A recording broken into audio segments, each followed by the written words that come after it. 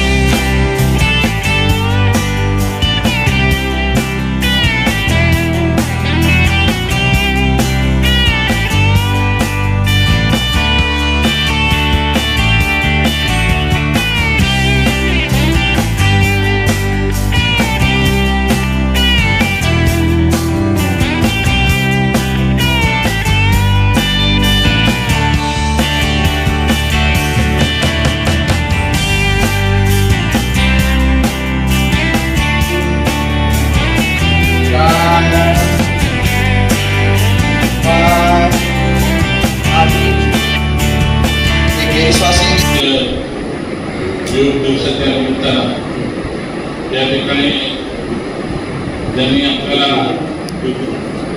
योगबद्दल मार्गदर्शन केलं, योगाबद्दल आपल्याला ज्यांनी योग करण्यासाठी प्रॅक्टिकल करून दाखवलं, त्या सर्वांच्या बरोबर ते सन्माननीय आनंदजी, सन्माननीय अमितजी, सन्माननीय विजयकुमार चौधरी, सन्माननीय नरेश कानकरिया आणि या ठिकाणी उपस्थित सर्व बंधू भगिनी, आंतरराष्ट्रीय योग दिवसाचं महत्त्व मोदी साहेबांनी युनोमध्ये पटवून सांगितलं की योग केल्याने जीवनामध्ये काय काय घडतं, आपलं आरोग्य कसं राहतंय आणि आपण प्रत्येक कृती करताना कसं सज्ज असतात आणि योगाचं महत्त्व किती आहे हे त्यांनी युनोमध्ये सांगितल्यानंतर सर्व देशांनी